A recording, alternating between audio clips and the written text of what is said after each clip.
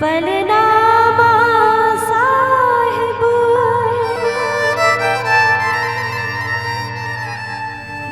झूलनामा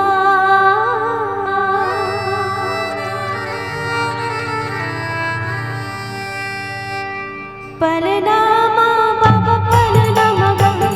झूलनामा गुरु झूलनामा पलनामा साहिब पलनामा झूलनामा गुरु झूलनामा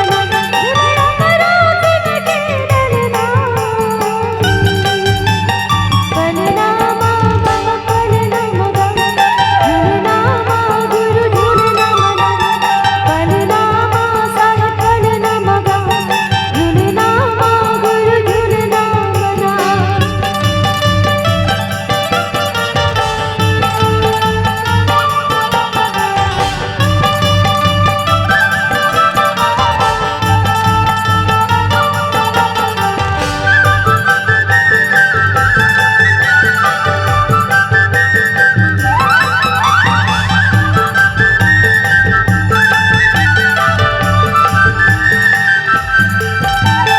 पवन देव तोरे पलना बने बाबा सहेश नाग के डोरी हो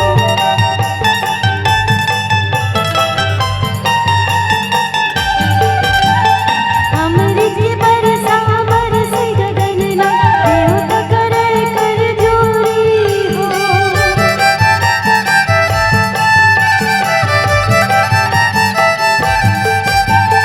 पवन देव तोरे पलना बने बाबा शेष नाग के डोरी हो अमृत बरसा बरस गगन देव करे कर जोरी ऋषि मुनि करे तुर वंदना पलनामा बाबा पलनामा झूलनामा गुरु झूलनामा पलनामा साहिब पलनामा झूलनामा गुरु झूलनामा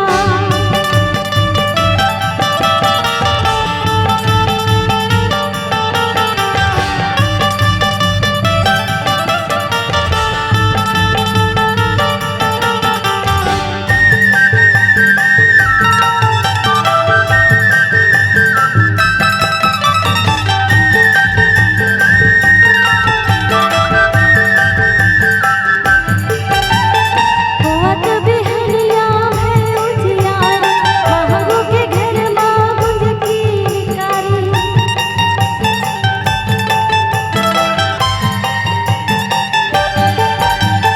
सब नर नारी जुर्मिन आवे आनंद मंगल सोहर गाए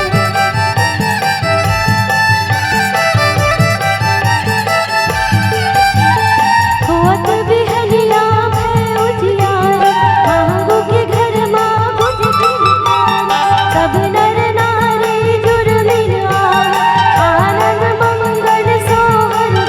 गाए बाजा के महगो के अंगना पलनामा बाबा पलनामा झूलनामा गुरु झूलनामा पलनामा साहिब पलनामा झूलनामा गुरु झूलनामा सन्ना नाम लन्ना हो सन्ना नाम लन्ना हो